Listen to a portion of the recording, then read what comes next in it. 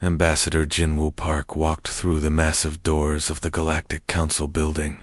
The ceiling stretched so high above him that he could barely see it. Alien beings towered over him and his small group of humans. Some looked like giant crystals that sparkled in the light. Others had too many arms and legs to count. A few floated in the air without any visible way to stay up. Jinwoo felt very small. His black suit looked plain and boring next to the colorful robes and shining armor of the other species. He carried a simple briefcase, while others had floating devices and glowing screens following them around. "The human delegation will now present their request," announced a voice that seemed to come from everywhere at once. Jinwoo stepped forward to the center of the great hall.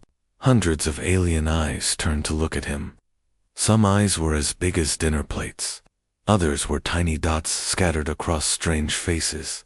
A few beings didn't seem to have eyes at all, but he could feel them watching him anyway. "Honored Council members," Jinwoo began, his voice echoing in the vast space. "Humanity comes before you today to ask for sharing of medical technology. We have studied your healing methods and believe we can learn much from your wisdom." A sound like grinding stones filled the hall. Jinwoo realized it was laughter from the crystal beings called Vorthaki. One of them spoke, and its words appeared as glowing text in the air above Jinwoo's head. Species classification: Terran human. Age of space travel: 93 years. Contribution to galactic knowledge: minimal. Request status: denied. More sounds filled the hall. Some aliens clicked their tongues or whatever they used to make noise. Others made sounds like wind through metal pipes. Jinwoo understood that they were all laughing at him and his people. Dr. Hijin Kim, standing behind Jinwoo, stepped forward. She had prepared for months for this moment. Her tablet contained charts and graphs showing everything humans had discovered about medicine, engineering, and science. She held it up hopefully. "If you would just look at our research," she said. "We may be young, but we have made discoveries that could help many species." A creature that looked like a giant insect waved one of its 6 arms. When it spoke, its voice buzzed like angry bees. "Your species has been in space for less than 100 years. Some of us have been traveling between stars since before your son was born. What could you possibly teach us?" Jinwoo felt his cheeks grow hot with embarrassment. Around the hall, he could see alien beings turning away, losing interest already. To them, this was just a waste of time. Humans were nothing special. They were useful for simple jobs, like digging in dangerous mines or cleaning space stations. But they were not important enough to share real knowledge with. A floating jellyfish-like creature drifted past Jinwoo, without even looking at him. As it moved, Jinwoo heard it talking to another alien in a language that sounded like music. His universal translator worked hard to change the words to English. Why do the humans even bother coming here? They have nothing we need and nothing we want. They are barely more advanced than the animals on their home planet.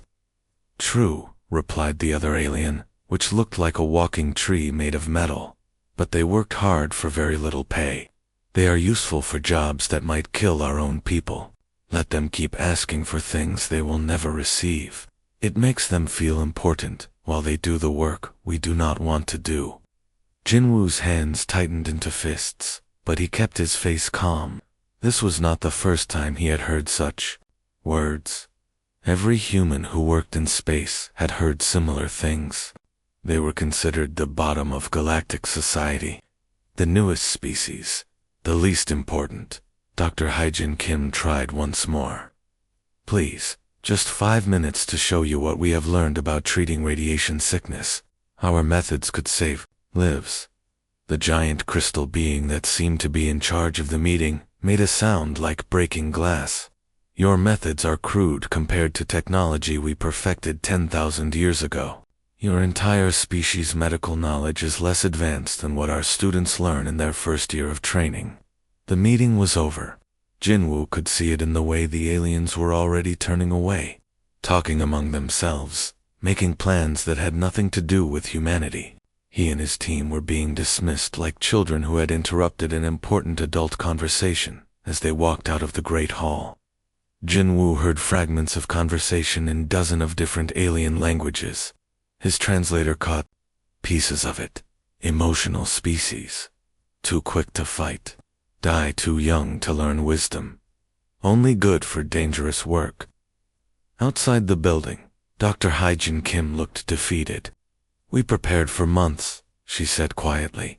All that work, and they would not even look at our research. Jinwoo put a gentle hand on her shoulder. They think we are nothing, he said. Let them think that. Sometimes being underestimated is the best advantage you can have. He looked up at the alien city stretching out before them, with its impossible towers and flying vehicles. Somewhere out there in the galaxy, humanity was working, learning, and growing stronger every day. The great alien civilizations saw them as insignificant. Soon, they would learn how wrong they were. Dr. Donghan Lee sat alone in his small office on Research Station, Kepler 7.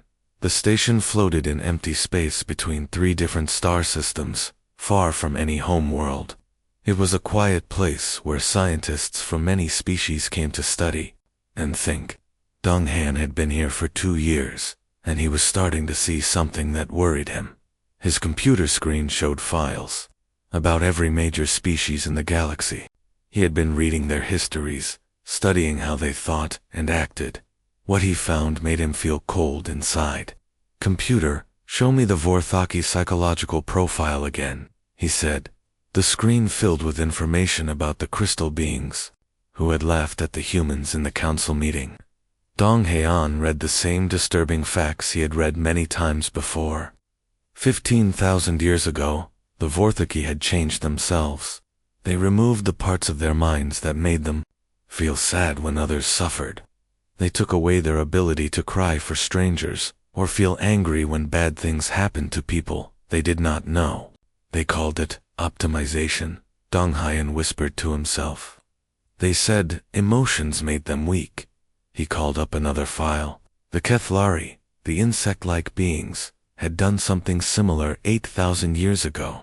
They used special treatments to remove what they called irrational protective responses. Before the treatments, Kethlari's soldiers would sometimes risk their lives to save enemies who were wounded. After the treatments, they only cared about their own people. Dong Heian heard footsteps in the hallway. His colleague, Dr. Sun-Hee Cho, knocked on his door and came in. She looked tired. She had been working late in the medical lab. You were still reading those files, she said, sitting down across from him. You have been doing this for weeks. What are you looking for? Look. At this, Dongyan said, turning his screen so she could see. Every advanced species has done the same thing.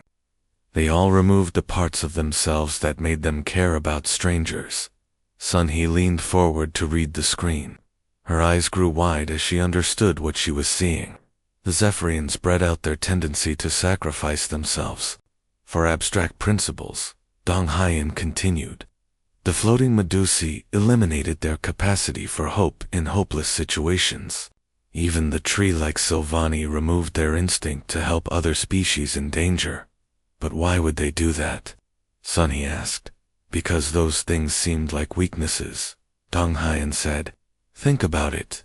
If you never feel bad when strangers suffer, you can make better logical decisions. If you never risk your life for people you do not know, you live longer and have more children. If you never waste time helping other species, you can spend more time helping your own people. Sun-Hee was quiet for a long moment. Then she said, but that means, yes. Dong Heian nodded. Humans are the only ones left who still do these things. We are the only species that still runs into burning buildings to save people we have never met. We are the only ones who still sacrifice ourselves for strangers. We are the only ones who still hope when there is no logical reason to hope. As if to prove his point, they heard laughter from the station's recreation area. Human children were playing there while their parents worked. Dong Heian and Sun-Hee walked to the window and looked down into the large open space below. A group of human children were playing a game. One child pretended to be trapped in a dangerous place. The others took turns pretending to be heroes who risked everything to save the trapped child. They argued about who got to be the hero, who sacrificed the most to save others. "Look at them," Sunny said softly. "They think being a hero means giving up everything to save someone else. And look at their parents," Dong Haiyan added. The human adults were watching their children play and smiling. None of them thought it was strange that their children wanted to pretend to die for strangers. In fact, they seemed proud when their children showed the most willingness to sacrifice themselves in the game. "I have been reading reports from human colonies," Dong Haiyan said. "Last month, a mining accident happened on Kepler-4. 3 human miners were trapped underground. 27 other humans volunteered to go down and try to save them, even though they knew the mine might collapse and kill them all." "Did they save the trapped miners?" Sunny asked. "Yes, but that is not the point," Dong Haiyan said. "The point is that 27 people were willing to die for 3 people they barely knew. Do you know what happened when a similar accident occurred on a Vorthaki mining station?" Sunny shook her head. "They calculated that a rescue mission had a 70% chance of killing more people than it would save. So they did not try. They let the trapped miners die and called it the logical decision." Sunny sat down heavily in her chair. "So we are the only ones left with these feelings?" "Yes," Dong Haiyan said. "Every other advanced species thinks we are stupid and primitive because we still care about strangers. They think we are weak because we still hope when things look impossible. They think we are wasteful because we still sacrifice ourselves for abstract principles like justice and compassion." "But what if those things are not weaknesses?" Sunny asked quietly. Dong Haiyan looked back at the children playing their hero game below. "What if they are the most important things in the universe?"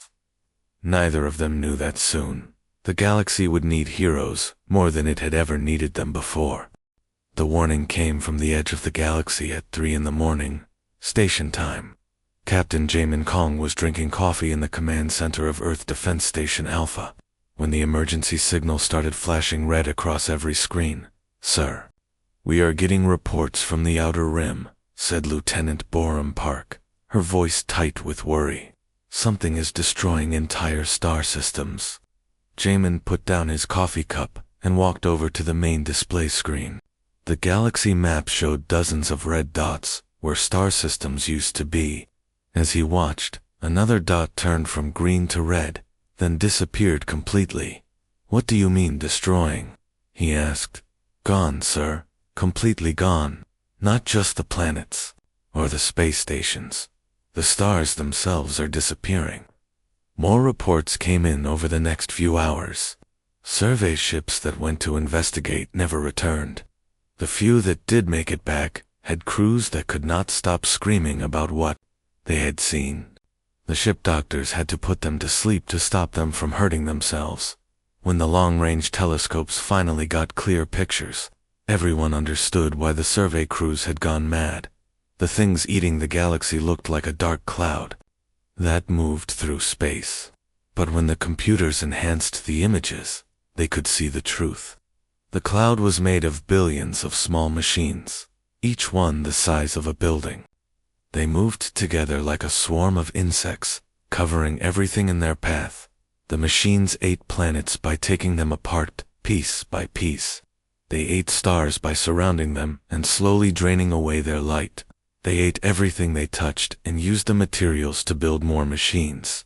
They left nothing behind but empty, dark space. Someone called them the Devourers, and the name stuck. The Galactic Council met in emergency session. Representatives from every major species gathered to discuss what to do about the threat. Jamin watched the meeting through a video link from Earth's observation station. The response was swift and cold. The great alien civilizations looked at maps of the galaxy and started drawing lines. Some areas would be defended. Other areas would be given up to the Devourers. "We cannot save everyone," announced the Vorthaki representative, its crystal body glowing with cold blue light. Logic demands that we prioritize the most valuable worlds and populations. The Kethlari military commander clicked its mandibles together as it spoke. The Outer Rim contained 60 billion lives across 47 star systems. However, most of these are agricultural worlds and mining colonies. The strategic value is minimal. Agreed, buzzed the voice of the floating Medusi admiral. We will establish defensive lines around the core worlds and the major industrial systems. Everything beyond that line is expendable. Jamin felt sick as he listened. 60 billion people were being written off like numbers in an accounting book. Men, women, children. Entire civilizations were being abandoned because saving them was not efficient. But the aliens were already moving on to discuss evacuation schedules and defensive positions. To them, it was just a math problem. Save the important people and let the unimportant ones die. The evacuation orders came down within hours. Human transport ships received their assignments from Galactic Command. Captain Minho Park commanded a large cargo vessel that had been converted to carry refugees. His orders were simple. Go to Station Beta 7, pick up the Drakmori refugees, and bring them to the safe zone. Then report for his next assignment. Minho was a good captain who always followed orders. He had been flying transport ships for 15 years and had never disobeyed a command. But when he arrived at Station Beta, he found something that changed everything. The station was crowded with thousands of frightened Drakmori families. They were a peaceful species that looked like tall, thin humans with silver skin and large black eyes. They had been driven from their home world by the approaching devourers and had nowhere else to go. Captain Park, said the station commander, a tired-looking Vorthaki officer. Your ship can carry 800 refugees. We have selected the most valuable individuals, scientists, engineers, and skilled workers. Please begin loading immediately. What about the others? Minho asked, looking out at the thousands of Drakmori families still waiting. The next transport will arrive in 6 hours, the commander replied. And another 6 hours after that. We estimate we can evacuate everyone in 3 trips. But as Minho was loading the first group of refugees, his communications officer brought him terrible news. Sir, I am monitoring Galactic Command frequencies.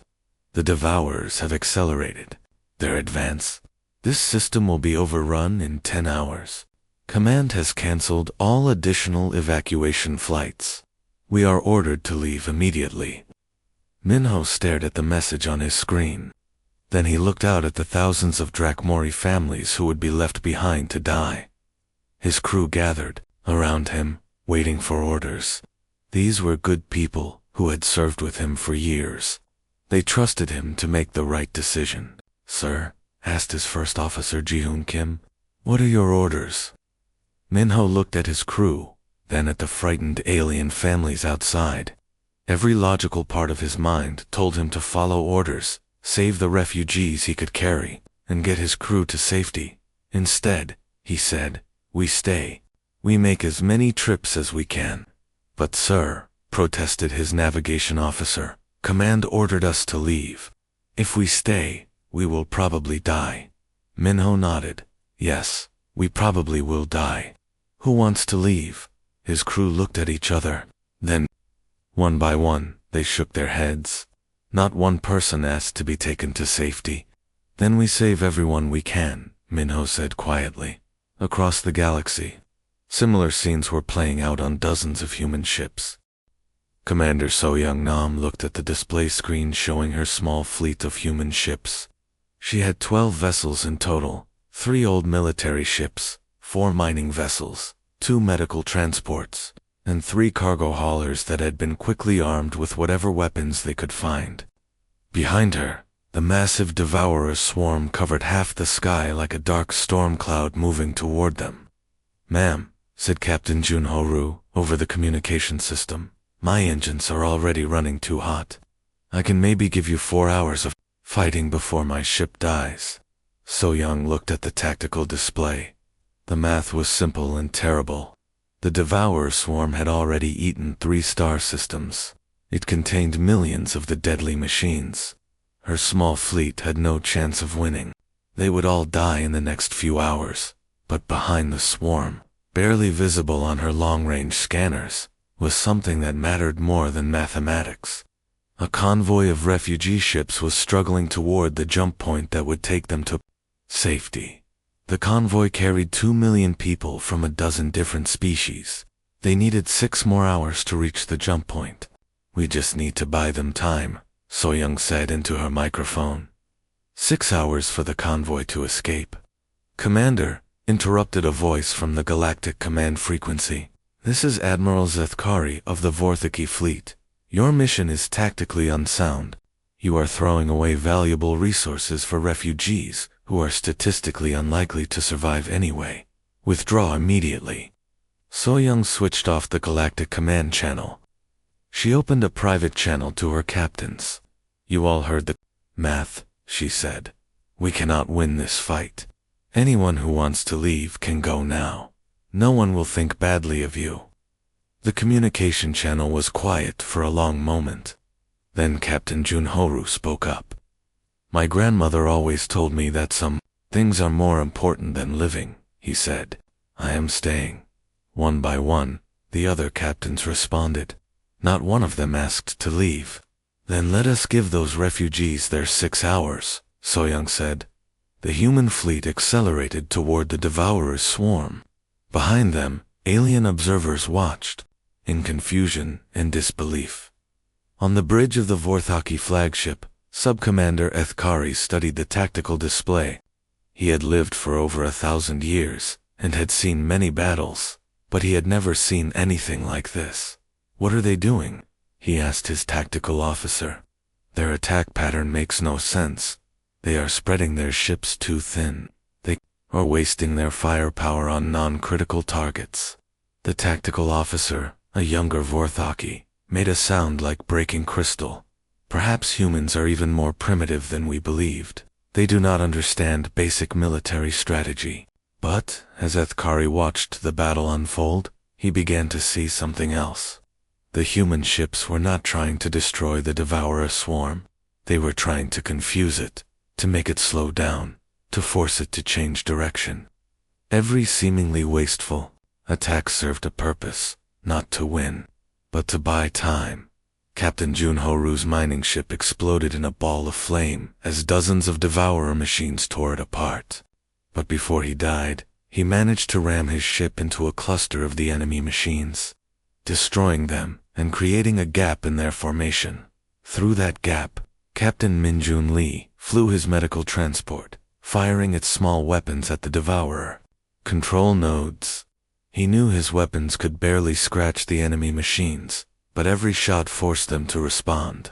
To waste time dealing with his tiny ship, instead of advancing toward the refugees, Dr. Yunji Bei watched the battle from her medical station far behind the front lines.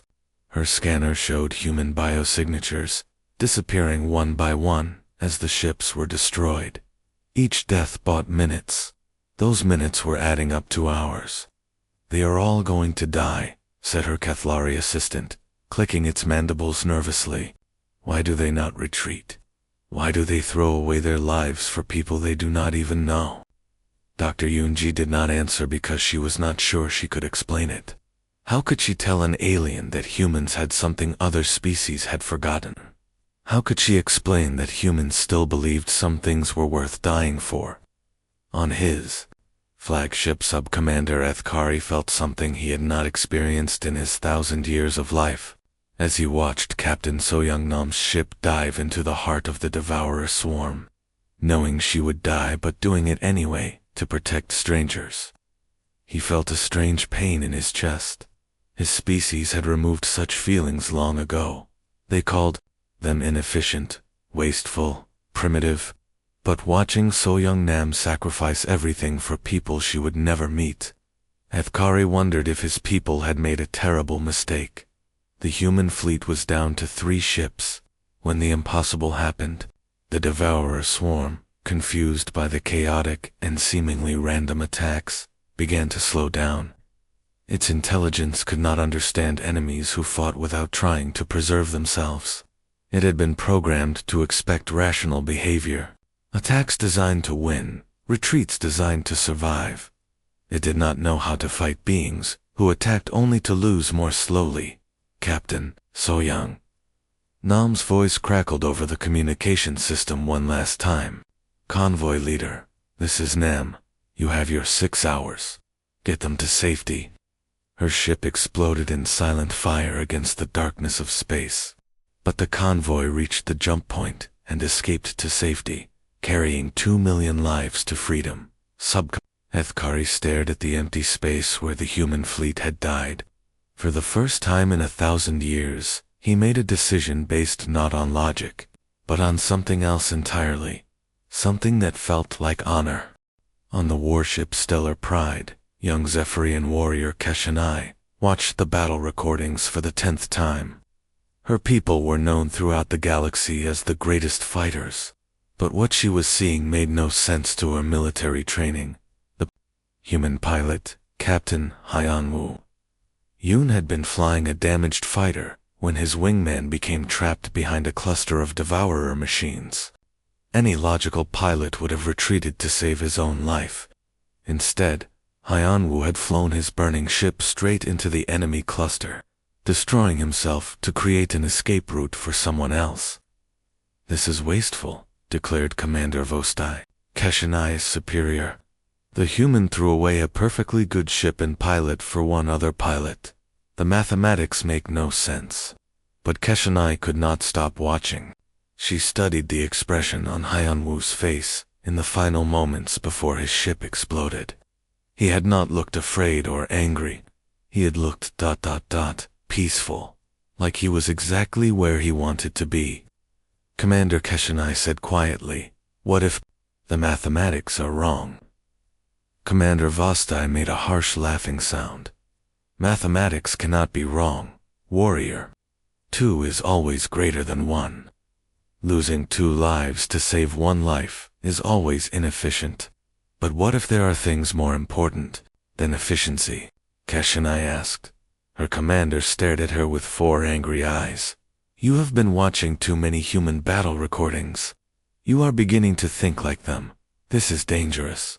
The next day, a new wave of devourer machines approached the combined Galactic fleet. Keshanai flew in formation with her squadron, following standard tactical procedures. They maintained proper distances between ships, used optimal firing patterns, and retreated when the enemy forces became too strong. Then Keshanai saw a small transport ship with medical markings trying to rescue survivors from a destroyed cruiser. The transport was defenseless and surrounded by enemy machines. In 30 seconds, everyone on board would be dead. Standard procedure said to maintain formation. Logic said one transport ship was not worth breaking military discipline. Mathematics said saving those people would put her own squadron at risk. Keshanai broke formation and dove toward the transport ship. "Warrior Keshanai," her commander shouted over the communication system. "Return to formation immediately." Instead, Keshanai opened fire on the devourer machines surrounding the transport. Her ship was not designed for solo combat against multiple enemies, but she did not care about the odds anymore. She had finally understood what Captain Hyanwu Yoon had known in his final moments. Some things were more important than living.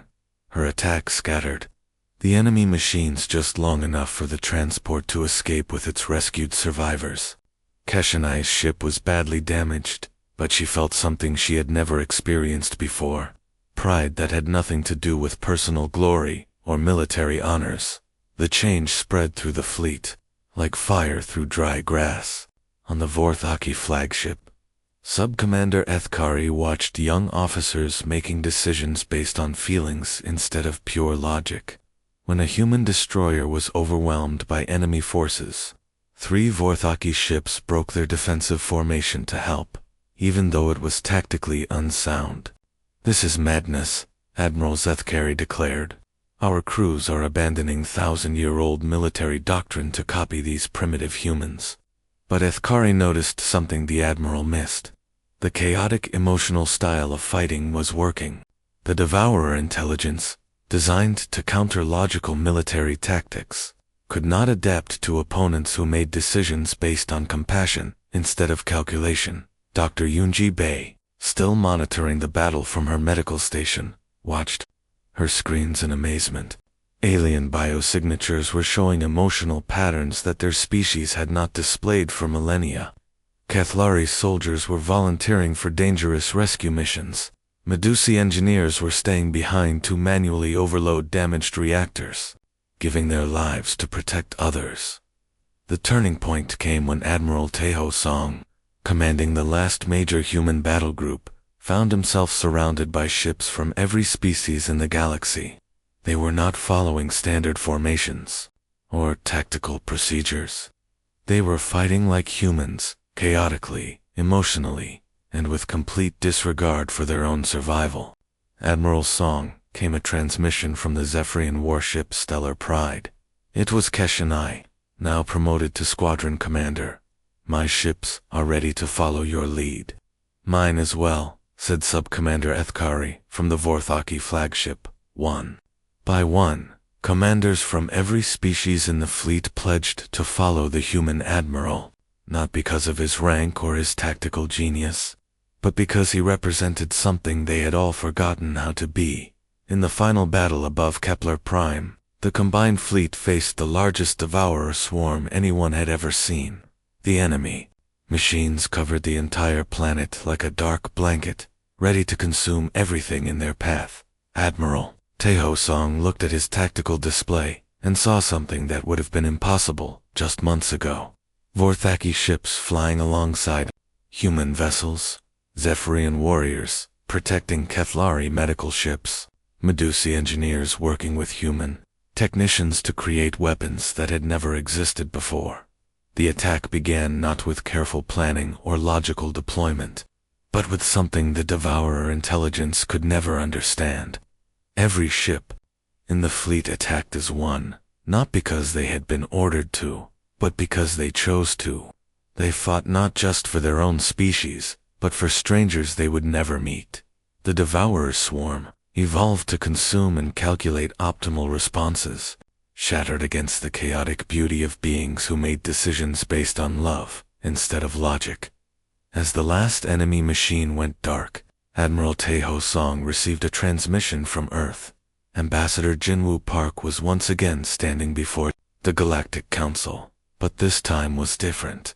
This time, they stood up for him. Humanity was still the youngest species, still the least advanced in technology, but they had given the galaxy something far more valuable than weapons or knowledge. They had taught ancient civilizations how to be heroes again.